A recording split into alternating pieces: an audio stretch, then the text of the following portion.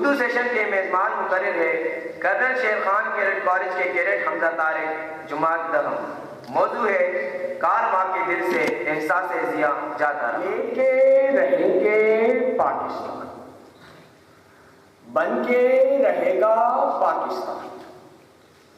پاکستان کا مطلب کیا؟ لا الہ الا اللہ۔ صدر ذی وقار اور معزز مہمانان گرامی، یہ وہ نعرہ ہے جو اسلامی جمہوریہ پاکستان کی تخلیق کا جواز بنا۔ یہ وہ سور اسرافیل ہے جو میرے آباء و اجداد کی روحوں میں پھونکا ہے۔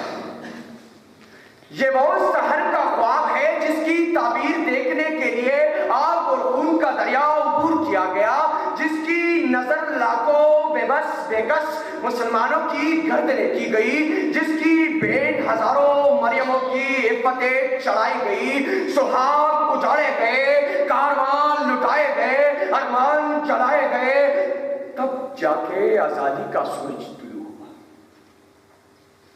لیکن عجیب سانحہ یہ ہوا ذی وقار کہ آزادی کے پروانے خود لا الہ الا اللہ کا مفہوم بھول گئے۔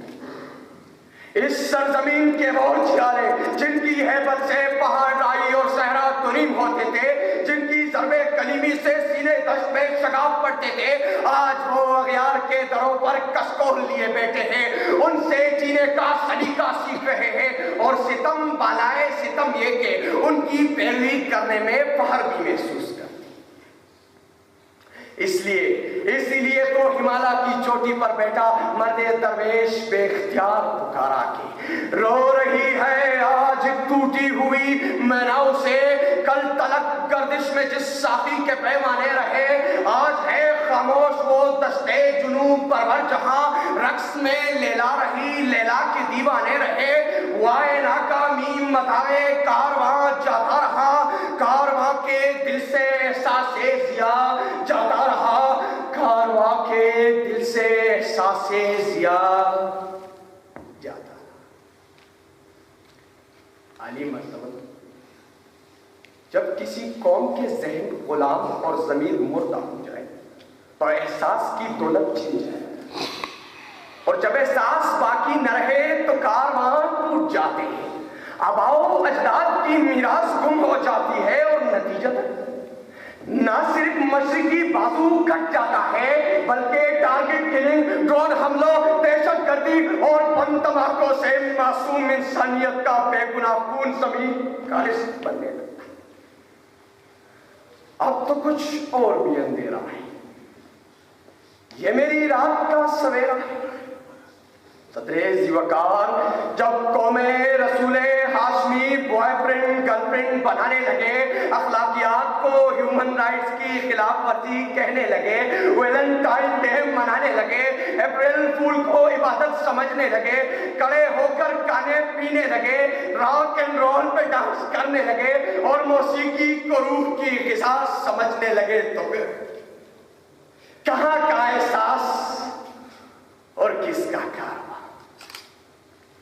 ذی وقار جس دیش کے گلی کوچوں میں افلاس آوارہ پھرتی ہو، جہاں خون کی قیمت گرتی ہو، اناج کی قیمت بڑھتی ہو، جہاں دنیا کا بڑا منزل ہو، اقدار پرانی باتیں ہو، غریب کا چولہا بجھتا ہو، امیر کی کوٹھی سجتی ہو، اور جنابے والا جس دیش کے گلی کوچوں میں ایمان کے سودے ہوتے ہو، مغرب زدہ تعلیم جہاں نظام کفر پڑھاتی ہو، صدیق عمر کو بھول کر لنکن نکسن پڑھاتی ہو، شمشیر زنوں کی نئی نسل زنانہ چال چلتی ہو، اور جنابے والا جہاں ماں بہن اور بیٹی سب حسن بازار میں چلتی ہو، وہاں کہاں کا احساس اور کس کا کارواں؟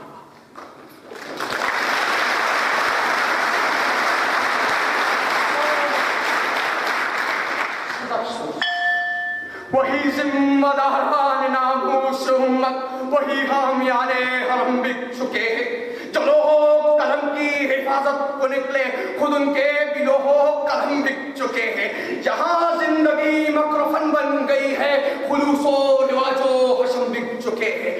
یہاں ایک رستے کے مٹنے کا کیا غم، یہاں ایک رستے کے مٹنے کا کیا غم،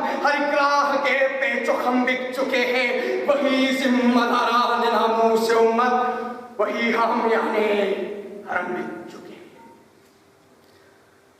عالیہ مرتبت معزز ایوان کی اس بحث کو سمیٹنا چاہوں گا۔ ضرورت اس امر کی ہے کہ خرابی کو ڈھونڈا جائے، اس کا حل تلاش کیا جائے۔